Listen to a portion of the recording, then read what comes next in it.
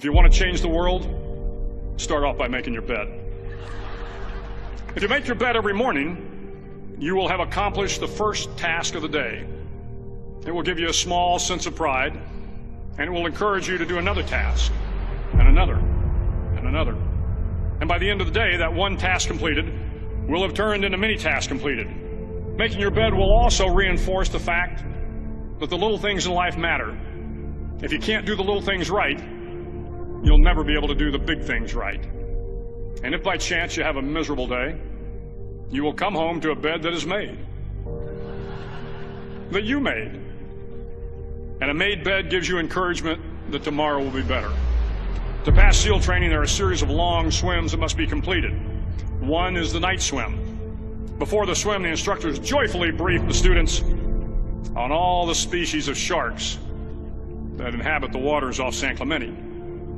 They assure you, however, that no student has ever been eaten by a shark, at least not that they can remember.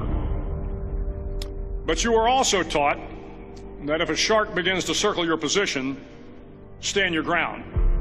Do not swim away. Do not act afraid. And if the shark, hungry for a midnight snack, darts towards you, then summons up all your strength and punch him in the snout, and he will turn and swim away. There are a lot of sharks in the world. If you hope to complete the swim, you will have to deal with them. So if you want to change the world, don't back down from the sharks. Over a few weeks of difficult training, my SEAL class, which started with 150 men, was down to just 42. There were now 6 boat crews of 7 men each. I was in the boat with the tall guys, but the best boat crew we had was made up of the little guys, the Munchkin crew, we called them.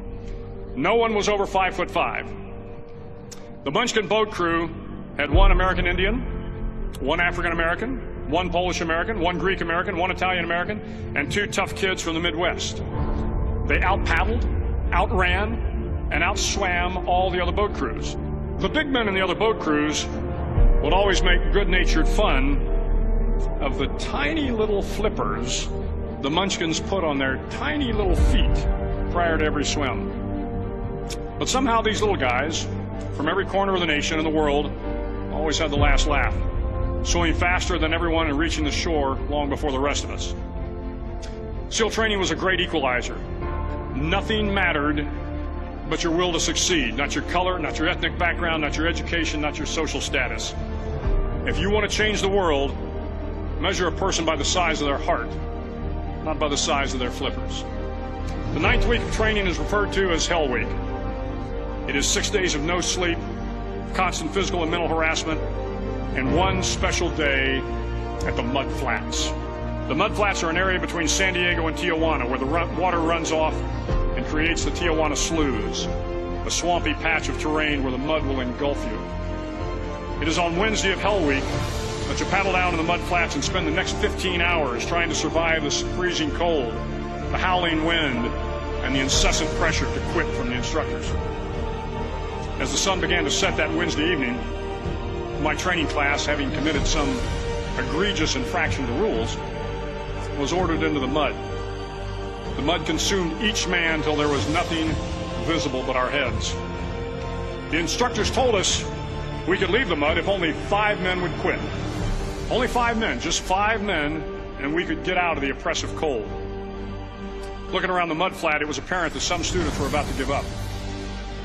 It was still over 8 hours till the sun came up. 8 more hours of bone-chilling cold. The chattering teeth and the shivering moans of the trainees were so loud, it was hard to hear anything. And then one voice began to echo through the night. One voice raised in song. The song was terribly out of tune, but sung with great enthusiasm. One voice became 2, and 2 became 3, and before long, everyone in the class was singing. The instructors threatened us with more time in the mud if we kept up the singing, but the singing persisted, and somehow the mud seemed a little warmer, and the wind a little tamer, and the dawn not so far away. If I have learned anything in my time traveling the world, it is the power of hope. The power of one person, a Washington, a Lincoln, King, Mandela, and even a young girl from Pakistan, Malala. One person can change the world by giving people hope. So if you want to change the world, start each day with a task completed. Find someone to help you through life. Respect everyone. Know that life is not fair and that you will fail often. But if you take some risks, step up when the times are the toughest, face down the bullies, lift up the downtrodden, and never, ever give up. If you do these things, the next generation and the generations that follow will live in a world far better than the one we have today. And what started here will indeed have changed the world for the better.